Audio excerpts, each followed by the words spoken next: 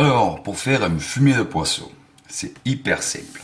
Traditionnellement, on se sert des têtes et des arêtes crues.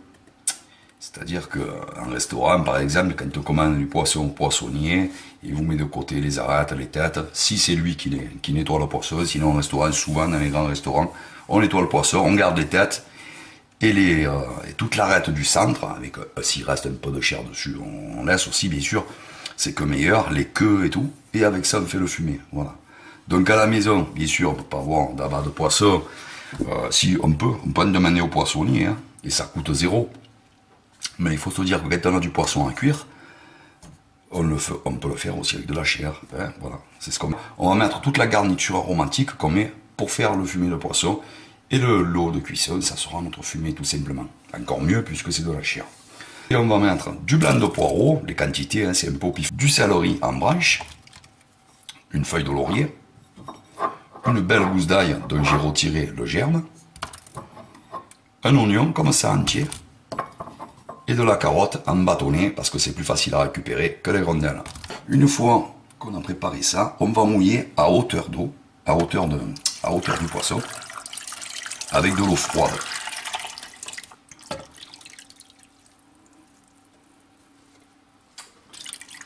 Voilà, ça suffit, on est bon.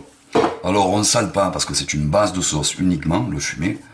On ne sale pas surtout, on sale quand on s'en sert après pour faire la sauce. Parce que le fumet, comme je vous dis, c'est juste une base. Et après, c'est une base qu'on fait réduire. C'est-à-dire qu'on va laisser bouillir sur le feu quand on prépare une sauce. On va le laisser bouillir, de l'eau va s'évaporer. Au plus on fait bouillir, au plus l'eau s'évapore. Et ainsi, au plus on obtient une concentration de goût et de saveur en faisant évaporer l'eau. Donc, comme on a du poisson en filet ici, on ne va pas faire bouillir un gros bouillon, sinon on va casser le poisson, c'est dommage. On va juste faire frémir l'eau.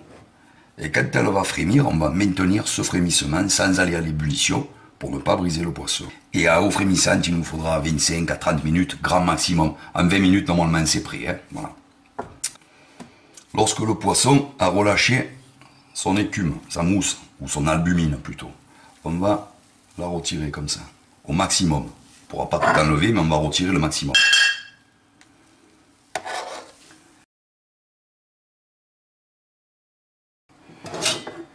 Allez, je vais retirer mon poisson.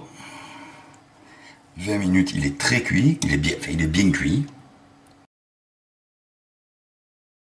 On va retirer la garniture aromatique, comme pour en manger si on veut en vinaigrette, ou avec une aioli, pourquoi pas. Je vais filtrer mon fumet dans une passoire fine étamine. Voilà. Et là, mon fumet, il est prêt à être utilisé tel quel. C'est fini. On réserve. On peut le mettre au frigo, on peut le garder 3-4 jours, le fumet au frigo, hein, et faire 2-3 recettes de poisson si on veut. On peut s'en servir pour mouiller une soupe de poisson. Ah ouais, ça corse déjà encore plus le goût. Et voilà les amis, je vous dis à bientôt pour une prochaine vidéo, certainement destinée aux poissons, pour utiliser le fumet, hein, bien sûr. Et bon appétit à tous, si c'est votre heure. Ciao, ciao, à bientôt les amis.